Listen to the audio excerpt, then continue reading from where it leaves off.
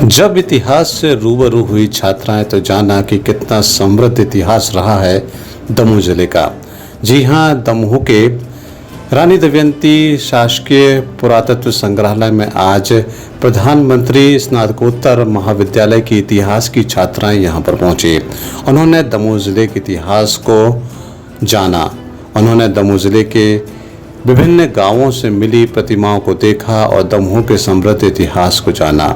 दमोह के शासकीय PG college में पदस्थ इतिहास के प्रोफेसर डॉक्टर रश्मि जेता उनके साथ यहां पर पहुंचे और उन्होंने इतिहास के बारे में यहां पर मौजूद छात्राओं को विस्तार से जानकारी दी। साथ ही पुरातत्व संग्रहालय के मार्गदर्शक सुरेंद्र चौरसिया भी यहां पर मौजूद थे। उन्होंने इन छात्राओं को दमोह के इतिहास के बारे में विस्तार से जानकारी दी। उन्होंने यहां पर मौजूद विभिन्न प्रतिमाओं के बारे में विस्तार से इन छात्राओं को बताया कि किस तरह का समृद्ध इतिहास दमोह का रहा है, किस तरह की प्रतिमाएं यहाँ पर और आसपास के ग्रामीण इलाकों में मिली हैं और किस तरह का इतिहास आज आप यहाँ पर देख पा रहे हो। कुल मिलाकर ये कहा जा सकता है कि छात्र छात्राओं के लिए ये एक अनूठा अनुभव रहा जब वे इतिहास से रूबरू हुई और उन्हें ये जानकारी मिली कि दमोह का इतिहास कितना समृद्धशाली रहा है। किस तरह से आज इन छात्र छात्राओं ने दमोह के रानी दमयंती पुरातत्व संग्रहालय का जायजा लिया और उन प्रतिमाओं से रूबरू हुई जिन्हें उन्होंने पहले कभी नहीं देखा था।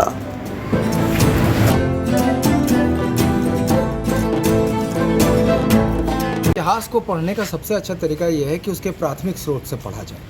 इतिहास को पढ़ने के लिए हम पुरातात्विक स्रोत में जाएं, वहाँ से उत्खनन से प्राप्त मूर्तियों को जब देखें तो हम इतिहास में वापस जाकर समझ सकते हैं कि उस समय का समाज, अर्थ, राजनीति कैसी रही होगी। जहाँ तक इस संग्रहालय का सवाल है, ये बहुत खूबसूरत और बहुत अच्छे से संजो के रखा गया है। मतलब इसके लिए विशेष रूप से योगदान और धन्यवाद दिया जाना चाहिए यहाँ के जो मूल रूप से करता धरता है हमारे सुरेंद्र चौरसिया जी, क्योंकि उन्होंने सारी मूर्तियों को सिर्फ ना केवल सहेज के रखा है बल्कि इनके रख रखाव का भी तरीका बहुत शानदार है। और इन तमाम मूर्तियों से उस युग की मूलतः 10वीं 11वीं शताब्दी की जो समय की मूर्तियां हैं, जो कलचूरी और चंदेल कालीन थी, इनफैक्ट उसके पहले की भी बहुत सारी मूर्तियां जो हैं, जो बहुत सारे रिफ्लेक्शन, शार्दुल की प्रतिमाएँ हैं, रिफ्लेक्शंस मिलता है। तो यहाँ पर आकर हम बड़ा सुखद महसूस करते हैं। ऐसा लगता है कि हम वापस अपने अतीत में चले गए।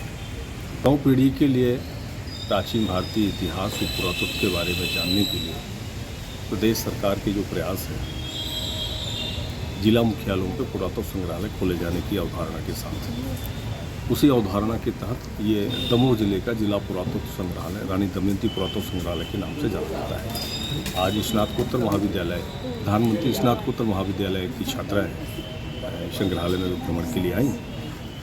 इस भ्रमण के दौरान उन बच्चों ने जिज्ञासावश अपने सभी प्रश्नों का जानने का प्रयत्न किया और उत्सुकतावश इतिहास और पुरातत्व की विषय वस्तु को बहुत सहज ढंग से उन्होंने जानने और समझने का प्रयत्न भी किया।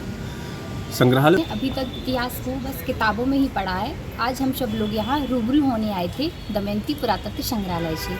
हम सब लोग ने यहाँ 10वीं और 11वीं शताब्दी की कुछ मूर्तियाँ देखी हैं। शैव, वैष्णव, गणेश, ये सारी मूर्तियाँ हम लोग ने यहाँ देखी हुई हैं।